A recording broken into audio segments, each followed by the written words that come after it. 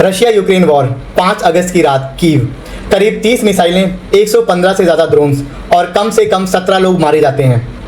लेकिन असली सवाल ये है कि ये मिसाइल्स आखिर रोकी क्यों नहीं जा सकी, और इसका जवाब आपको यूक्रेन में नहीं बल्कि मिडिल ईस्ट में मिलेगा। पहले जो हुआ वो समझते हैं। यूक्रेन के प्रेसिडेंट व्लादिमीर जेलेंस्की के मुताबिक 24 बैलिस्टिक मिसाइल्स, 4 क्रूज मिसाइल्स और 115 ड्रोन्स।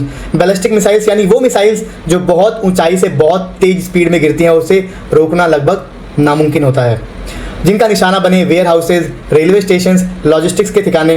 ब्रोवरी और बूचा शहरों में वेयर हाउसेज में आग लग गई, और जेलेंस्की का कहना है कि ये आम बिजनेस के वेयर हाउसेज थे जिनका वॉर से कोई ताल्लुक नहीं था। लेकिन रशिया के डिफेंस मिनिस्ट्री का कुछ और ही कहना था। उनके मुताबिक सप्लाई चेन के ठिकाने थे जो मिलिट्री मकसद के लिए इस्तेमाल हो रहे थे। आज दोनों के दावे आमने सामने हैं। अब बात करते हैं वो चीज़ जो हेडलाइंस में नहीं आती। जेलेंस्की ने कहा कि अगर हमारे पास इंटरसेप्टर्स होते तो ये लोग बच सकते थे। इंटरसेप्टर यानी वो मिसाइल जो दुश्मन की मिसाइल को हवा में ही मार गिराती है। जेलेंस्की की माने तो इस साल जो एयर डिफेंस मिसाइल मिल रही हैं वो पिछले साल यानी 2025 के मुकाबले 3 गुना कम है। 3 गुना कम, आखिर क्यों? और यही दो वॉर्स आपस में टकराती हैं। पिछले 5 महीने से अमेरिका ईरान के साथ वॉर में उलझा हुआ है, और उस वॉर में अमेरिका ने अपनी एमुनिशन का बहुत बड़ा हिस्सा खर्च कर दिया है, ख़ास तौर पर वही एयर डिफेंस इंटरसेप्टर्स जिनकी ज़रूरत गल्फ के बेसिस को भी थी और कीव को भी थी। एक ही स्टॉक, 2 वॉर्स। पिछले हफ्ते प्रेसिडेंट ट्रंप उस वादे से भी पीछे हटते नजर आए जिसमें यूक्रेन को पैट्रियट इंटरसेप्टर्स खुद बनाने की परमिशन दी जानी थी। पैट्रियट अमेरिका का सबसे मशहूर एयर डिफेंस सिस्टम माना जाता है, और अब कई रास्तों पर बात चल रही है कि मसलन पार्ट्स यूक्रेन में बने, असेंबली जर्मनी में हो, लेकिन अभी कोई फैसला नहीं हुआ है। और ये सिर्फ एक तरफा नहीं है।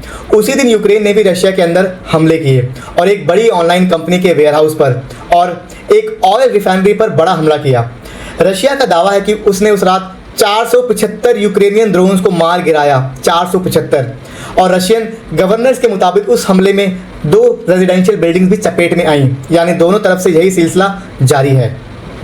अब आखिरी बात जो सोचने लायक है, 20वीं सदी में वॉर जीतने के लिए आर्मी और हौसला काफ़ी समझा जाता था, लेकिन 21वीं सदी में मामला बिल्कुल पलट गया है। अब सवाल ये है कि फैक्ट्री में हर महीने कितनी मिसाइल्स बन रही हैं, और जब एक सुपर पावर एक साथ 2 वॉर्स में उलझ जाती है तो उसे चूज करना पड़ता है कि एम्यूनिशन कहाँ जाएं। कीव में जो हुआ वो सिर्फ यूक्रेन की कहानी नहीं है, वो कहानी है सप्लाई चेन की। आपको क्या लगता है? कमेंट्स में ज़रूर बताएं।